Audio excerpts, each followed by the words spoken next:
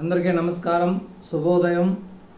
ఈరోజు ప్రధాన దినపత్రికల వార్తలను కానీ విశ్లేషించినట్లయితే, యుద్ధంలో జోక్యం చేసుకుంటే ఖబర్దార్, అమెరికాను కోలుకోలేని దెబ్బతీస్తాం, ఇరాన్ సుప్రీం నేత అయతుల్లా అలీ ఖమేనీ హెచ్చరిక.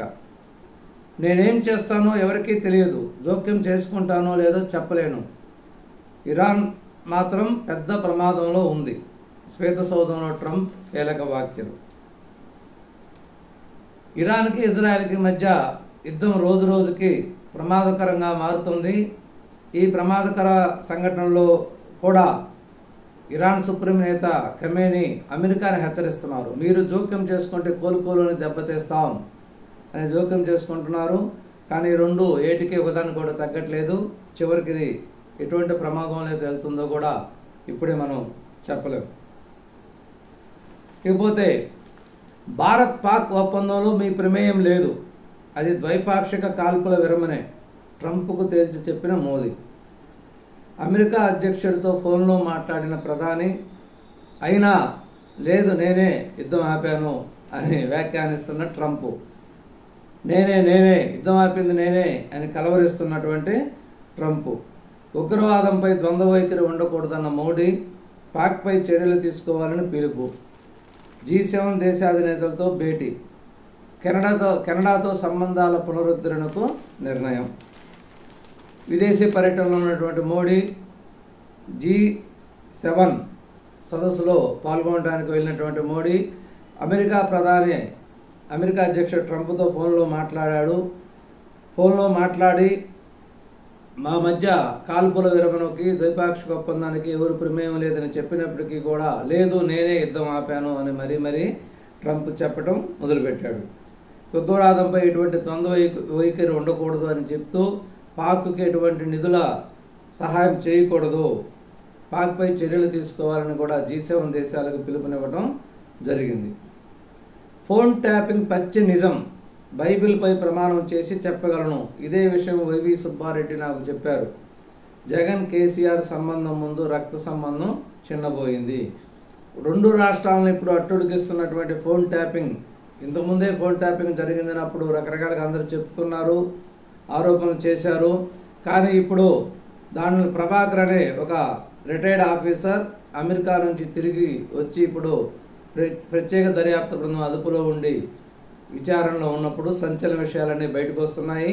ఇప్పుడు ఒక్కొక్కరుగా నా ఫోన్ ట్యాపింగ్ అయింది నిజమేను అని బయటకు వచ్చి చెప్పసాగారు. జగన్మోహన్ రెడ్డి సొంత చెల్లెలైనటువంటి షర్మిల ఫోన్ కూడా ట్యాప్ చేయడం అనేది చాలా దుర్మార్గమైన చర్య. అసలు ఒక సొంత చెల్లెలు ఫోన్ ట్యాప్ చేయడం ఎలా మనసొప్పుతుంది? అది ఎలా సహేతుకమైన చర్య? అది వేరే వాళ్ళ చేత ట్యాప్ చేయించి, అంటే నువ్వు డైరెక్ట్గా ఫోన్ ట్యాప్ చేసినా అది ఒక రకంగా ఉంటుంది. కానీ పక్క రాష్ట్ర ప్రభుత్వం చేత ట్యాప్ చేయించి వాళ్ళ ద్వారా ఆ రికార్డ్స్ అన్ని తెప్పించుకొని అంటే మీ చెల్లెల గురించి కూడా అన్నీ సహజంగా వ్యక్తిగతంగా ఎన్నో ఉంటాయి, అవన్నీ అందరికీ తెలియాలి. ప్రతి ఒక్కరికి వ్యక్తిగత గోప్యత అనేది ఉంటుంది. ఫోన్ అనేది ఒక రాజకీయంగా మాట్లాడటానికి ఉపయోగించరు. తల్లితో మాట్లాడుతుంటారు, భర్తతో మాట్లాడుతుంటారు, పిల్లలతో మాట్లాడుతుంటారు, ఫ్రెండ్స్తో మాట్లాడుతుంటారు, అన్ని రకాలు ఉంటాయి. కాబట్టి ఈ వ్యక్తిగత గోప్యతను విచ్ఛిన్నపరిచేటటువంటి ఈ చర్యలు దుర్మార్గమైన చర్యలు మరి ఏమని చెప్పాలో ఏమో తెలియదు. అది వేరే వాళ్ళ సొంత చెల్లెల్ని, అంటే ఇంచుమించు రాష్ట్రంలో అప్పుడు ఉన్నటువంటి ప్రతిపక్ష నాయకుడు, అప్పుడున్న ప్రతిపక్ష చంద్రబాబు నాయుడు గారు, లోకేష్ బాబు, పవన్ కళ్యాణ్ అన్ని ఫోన్లు ట్యాప్ చేశారు. ఇది మరి కేసు ముందు ఏ పరిస్థితులకు దారి తీస్తుందో చూడాలి. ఇది ఒక సంచలనాత్మకమైన కేసే అవుతుంది. 3,000కు వార్షిక టోల్ పాస్, వాణిజ్యేతర వాహనదారులకు కేంద్రం శుభవార్త. హైవేలపై 200 ట్రిప్పులు తిరగొచ్చు, ఒక్కో టోల్ గేట్ ఒక ట్రిప్పు లెక్క. కార్లు, జీపులు, వ్యాన్లకు అవకాశం. ఆగస్టు 17 నుంచి అమలు. ఈ టోల్ గేట్లో అమౌంట్ బ్యాలెన్స్ చేసుకుంటే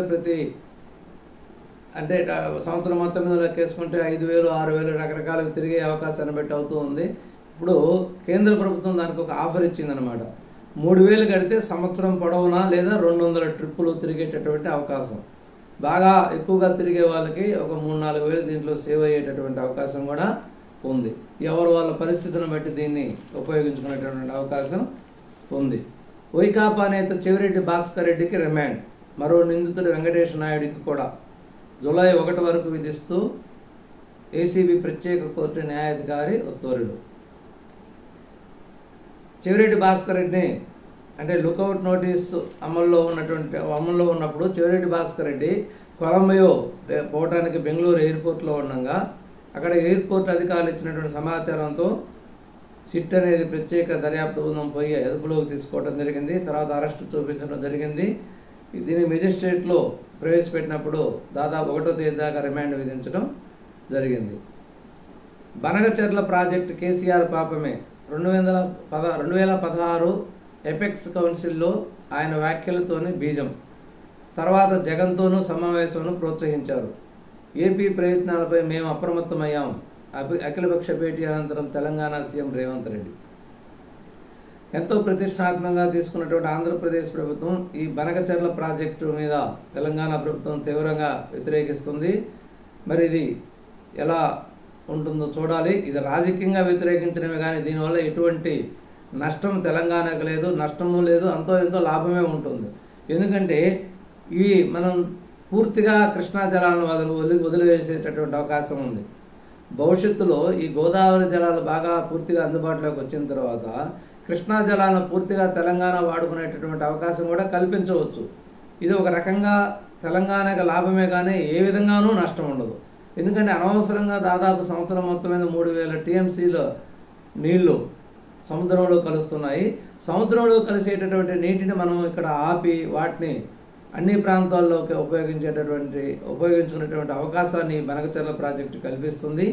దీన్ని ఓన్లీ రాజకీయ ప్రయోజనాల కోసమే తెలంగాణ ప్రభుత్వం వ్యతిరేకిస్తున్నట్టు తెలుస్తుంది. చూడాలి ఇది ముందు ఎలా ఉంటుందో. మావోయిస్టులు మరో కీలక నేత Gajarla Ravi encounter. AOB special zonal committee సభ్యురాలు చలపతి భార్య అరుణ రవి, రక్షణ దళం సభ్యురాలు అంజు మృత్యువాత. రంపచోడవ అడవిలో ఘటన. కర్నూలులో హైకోర్టు బెంచ్ ఏర్పాటుకు సహకరించండి. హోంమంత్రి అమిత్ షాకు శ్రీవారి ప్రతిమను అందిస్తున్న మంత్రి లోకేష్ బాబు.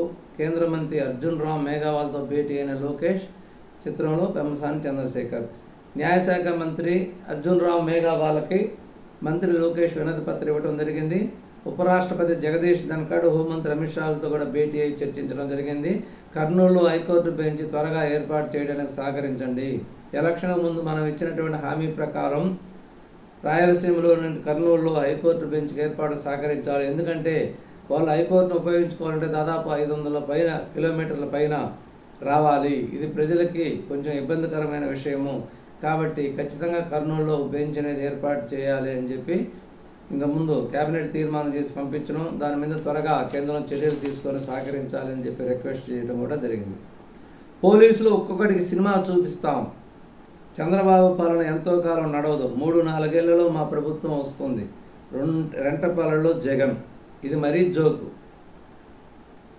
ప్రభుత్వం ఏర్పడిన సంవత్సరం మొదటి రోజు నుంచి కూడా ఎక్కువ కాలం కొనసాగదు. చంద్రబాబు ప్రభుత్వం ఎక్కువ కాలం కొనసాగదు. మొదటి రోజు నుంచి కూడా పోలీసులు ఒక్కొక్కటి సినిమా చూపిస్తాం, అధికారులు అంతూ చూస్తాం, ఎక్కడికి పోయినా తప్పించుకున్నా మేము చొక్కా పెట్టి తీసుకొస్తాం, నిలబెడతాం అని రకరకాలుగా జనాలు మాట్లాడుతున్నారు. ఏమైనా అసలు ఒక మాజీ ముఖ్యమంత్రి చేసిన బాధ్యత ఉండి మాట్లాడుతున్నారో ఏ విధంగా మాట్లాడుతున్నారో తెలియలేదు. కానీ ఇది అనవసరంగా ప్రజలను రెచ్చగొట్టడం, సమాజంలో అసౌకర్యాన్ని కల్పించడం, ఉద్రిక్తతల్ని రెచ్చగొట్టడం తప్పితే ఇంకేమీ ఉండలేదు. జగన్మోహన్ రెడ్డికి అదే కావాలి. జనాలు ప్రశాంతంగా ఉండకూడదు, ఉద్రిక్తలు రెచ్చగొట్టాలి. మధ్యలో అతను యొక్క టీంని వర్గాన్ని కాపాడుకోవాలి. ఎప్పుడో 2024 జూన్ 9వ తేదీ చనిపోయినటువంటి నాగమల్లేశ్వరరావు అనే వ్యక్తికి ఇప్పుడు విగ్రహం పెట్టించి ఆ విగ్రహం ప్రారంభోత్సవం చేయడానికి వెళ్ళి వాళ్ళని పరామర్శించడానికి. అంటే సంవత్సరం ముందు అతను ఎందుకు చనిపోయాడు? అతను మాజీ సర్పంచ్గా వైకాపా నాయకుడిగా ఉంటూ తిరిగి మరలా వైకాపా ప్రభుత్వం వస్తుందని చెప్పి ఎక్కువగా శక్తికి మించి బెట్టింగ్లు, అంటే వేరే వాళ్ళు బెట్టింగ్లు పెట్టిన సొమ్ము తన దగ్గర పెట్టుకొని ఆ సొమ్ముతో మళ్ళీ తిరిగి బెట్టింగ్ పెట్టి ఆ డబ్బులు మొత్తం కోల్పోయిన తర్వాత వాళ్ళకి సమాధానాలు చెప్పలేక సూసైడ్ చేసుకొని చనిపోయాడు. అతను చనిపోయిన రోజు వైకాపా ప్రభుత్వమే ఉంది, ముఖ్యమంత్రి జగన్మోహన్ రెడ్డిగా ఉన్నాడు. అటువంటి వ్యక్తిని తెలుగుదేశం పార్టీ ఇప్పుడు ఎన్డీఏ కూటమి దౌర్జన్యాల వల్ల, అరాచకాల వల్ల, వేధింపుల వల్ల చనిపోయినాడని చెబుతూ అతని విగ్రహం పెట్టి, నువ్వు అతన్ని కాపాడాలనుకుంటే అతనికి ఒక 5 లక్షలు 10 లక్షలు ఇవ్వండి వాళ్ళ కుటుంబానికి, లేదు అతను చేసినటువంటి అప్పులన్నీ తీర్చండి, అతను కుటుంబానికి స్వాంతన చేకూర్చండి, వాళ్ళ పిల్లలకి ఏదైనా చూపించండి. అటువంటిది ఏమీ లేదు. వాళ్ళు ఇంటికి పోవటం, పరామర్శించనని చెప్పుకోవటం, నేను మీకు అండగా ఉంటానని చెప్పుకోవటం, ప్రజల మధ్య ఉద్రిక్తతలు రెచ్చగొట్టడం. ఇప్పుడు మీరు అప్పుడెప్పుడో చనిపోయిన ఆయన పరామర్శించిపోయారు, దారిలో మీ వాళ్ళు 2 చనిపోయారు, మీరు చేసిన హంగామాకి 2 చనిపోయారు. కానీ అవేం పట్టించుకోకుండా కార్యకర్తలతో వికృతంగా పోస్టర్లు పెట్టిస్తూ నరుకుతాం, రంపంతో నరుకుతాం, సంపుతాం, రప రప సంపుతాం అని చెప్పి ఈ వాగ్దానాలు చేస్తూ ఈ మీటింగ్లు పెట్టడం ఒక బాధ్యత గల, సమాజం పట్ల బాధ్యత గల మాజీ ముఖ్యమంత్రి చేసే వ్యవహారాలు ఇవేనా? ఇది కరెక్ట్ కాదు. ఎన్డీఏ ప్రభుత్వం వచ్చింది, 5 సంవత్సరాల పాటు ఉంటుంది. ఇంతకుముందు మీరు ముఖ్యమంత్రి అయ్యారు, 5 సంవత్సరాల పాటు ఉన్నారు. ఎక్కువ కాలం కొనసాగదనేది మీరు నేను నిర్ణయించలేం కదా. అది ఒక రాజ్యాంగం కల్పించిన హక్కు. తిరిగి మళ్ళీ 2029 ఎలక్షన్లో మీ ప్రవర్తన, మీరు చేసేటటువంటి వ్యవహారాలు, మీరు ఈ 5 సంవత్సరాలు నడుచుకునే విధానాన్ని బట్టి మీరు మళ్ళీ మీకు ఓటేయాలా లేదనేది ప్రజలు నిర్ణయించుకుంటారు. అది మీరు నేను నిర్ణయించేది కాదు. కాబట్టి ఈ విధంగా ప్రజల్ని ఉద్రేకపరచడం, రెచ్చగొట్టడం, సమాజంలో గొడవలు సృష్టించడం అనేది కరెక్ట్ కాదు. మరి మీరు ఎప్పుడు తెలుసుకుంటారో ఏంటో, మీరు ఎందువల్ల ఓడిపోయామనేది ఒక విచక్షణ కలిగి, ఆలోచన కలిగి దాన్ని మనం చర్చించుకుందాం. ఎందువల్ల ఓడిపోయాము అన్న లోపాలను సవరించుకుందాం అనే ఆలోచనే లేదు. ఎన్ని కాలకు కులాల మతాల మధ్య చిచ్చు పెట్టడం, ఉద్రిక్తులు సృష్టించడం, కార్యకర్తలను రెచ్చగొట్టడం, ఇదొక్కటే మీకు తెలిసిన విద్య. చూడాలి మరి. ఇక ఆంధ్రజ్యోతి దినపత్రిక చూసుకున్నట్టయితే, ఫోన్ ట్యాపింగ్ ముమ్మాటికి నిజం, నరుకుతాం చంపుతాం, వైసీపీ కార్యకర్తల నరుకుడు భాష.